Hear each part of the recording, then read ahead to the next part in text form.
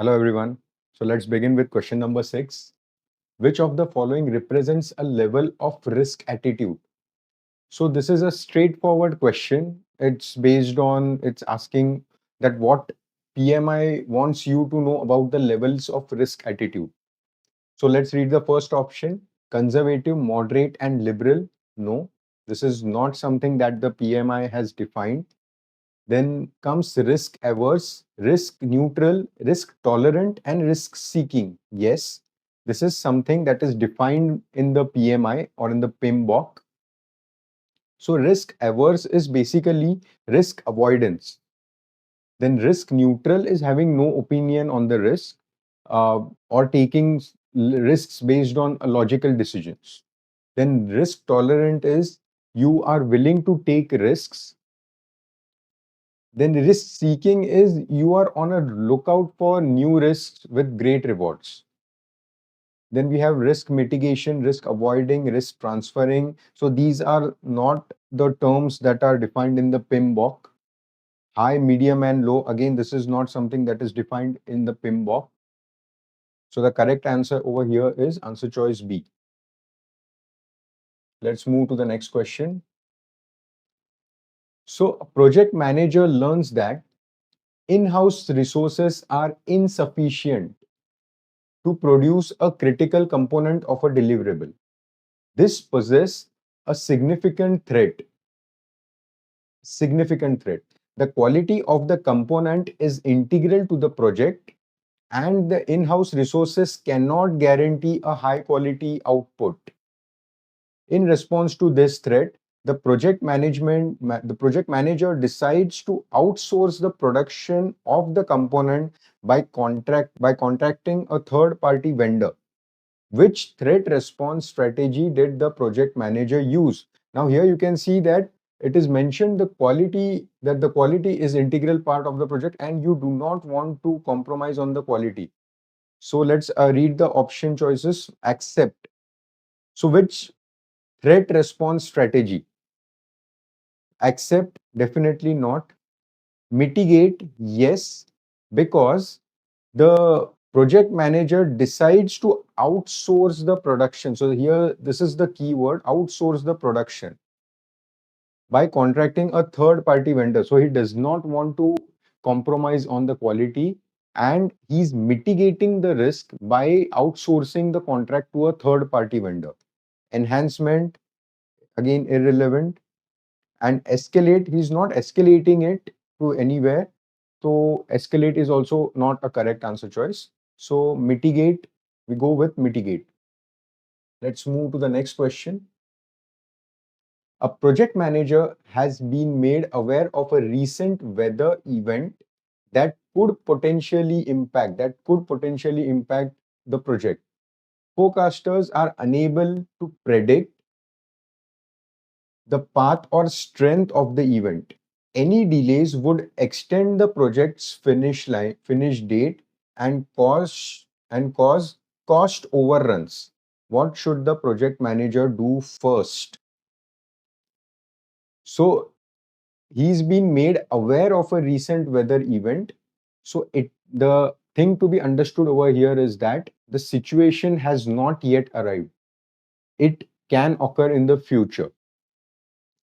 So what the project manager do first? Let me read the first option. Notify the stakeholders and revise the budget. Now this is something that you are taking an action before analyzing. So this is not a correct answer choice. See, always in the answer, look for analysis over action. Prefer analysis first. Then take preventive action. Again, here action based on new information. Again, analysis over action. Here directly action is taken. Then check the risk register for more risk information. Yes. See, risk register is already having the risks that were known to the team. And it was also having the risk owner, how to go about with the risk, how to tackle that risk. So all the SOPs are already mentioned in the risk register. So firstly, the thing that manager PM needs to do first is to check the risk register. Then finally, record information about the event in the issue log. This is not an issue in first place. Issue is something that is happening in the present. So this is not the correct answer. So we go with answer choice C. Let me move on to the next question. A supplier of a critical component for a construction project notifies the project manager that the component will be significantly late. Because this risk has been identified during project planning, the cost baseline contains an adequate contingency reserve. So this was identified and you are having a contingency reserve planned for it. What should the project manager do next?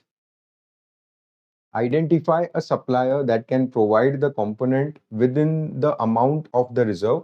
So you are having already a contingency reserve and this risk also has been identified. So yes, this can be a good answer choice. Let me read the other answer choices also. Order the component from another supplier and submit a change control request. No, not needed. Why you are submitting a change control request? Then review the risk response plan and the statement of work for the next steps and a penalty clause for the late delivery. Come on, this is not the immediate step you will be doing. Avoid answer choices that contains things like penalty, because this is not you. The first thing a project manager to do is wants to do is complete his project. This comes at a later stage. You want to file a penalty on the vendor or not, that definitely is not the very first step that the project manager will take. So here, let me read the answer choice D also. Update the project schedule and lessons learned in the repository. No, this is a completely irrelevant answer. So first thing that the project manager will do is identify a supplier, because he's already having the funds required. So he will identify a supplier and he will just move ahead with the project. That's it. So answer choice A. During the development phase of a construction project, key stakeholders approved a project budget. The team identified risks and appropriate risk responses.